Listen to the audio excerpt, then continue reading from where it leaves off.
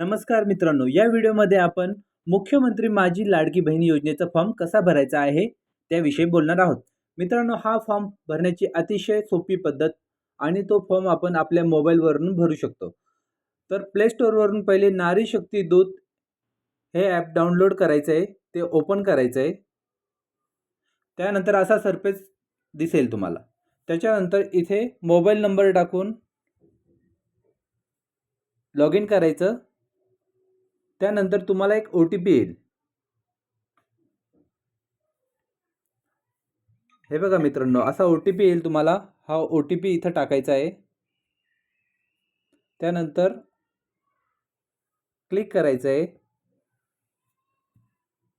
यानंतर आपण हे नारी शक्ती दूत ॲपचं सरफेस ओपन झालेलं आहे. इथं प्रोफाईलवर जायचं आहे.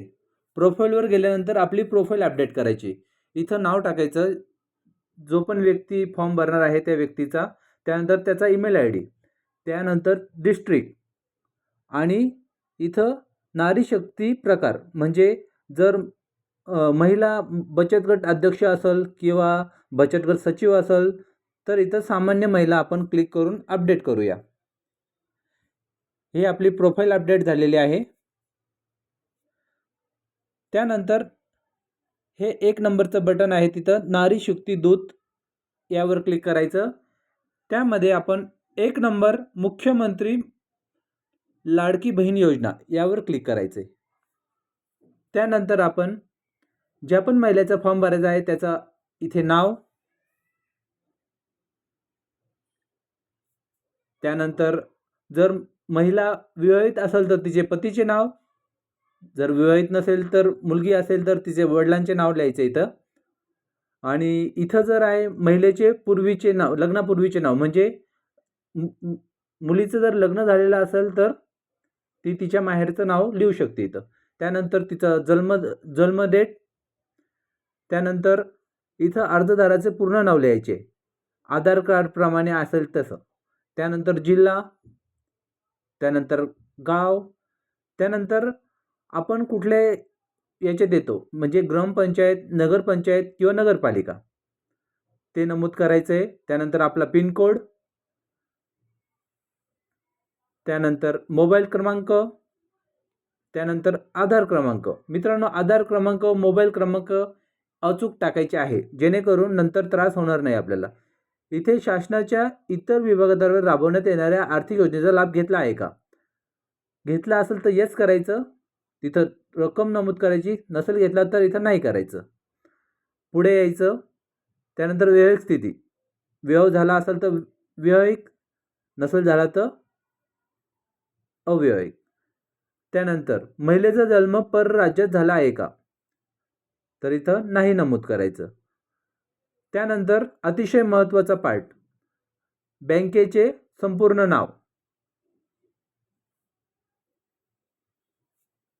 त्यानंतर बँकेमध्ये खातेधारकाचे जे नाव आहे ते इथे नमूद करायचे. त्यानंतर खातं क्रमांक, त्यानंतर IFSC कोड, हा पण अतिशय महत्त्वाचा पार्ट आहे मित्रांनो. त्यानंतर आपला आधार क्रमांक खात्याला जोडला आहे का, इथे होय करायचे. त्यानंतर मित्रांनो, ही अतिशय महत्त्वाची पार्ट आहे.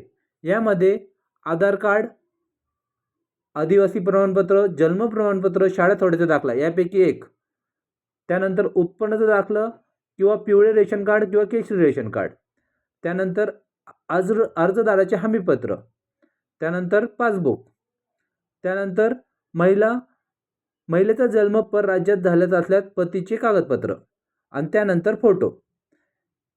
मित्रांनो, हे अपडेट झाल्यानंतर इथं अर्जदाराचा फोटो, इथं लाईव्ह फोटो येतो मित्रांनो.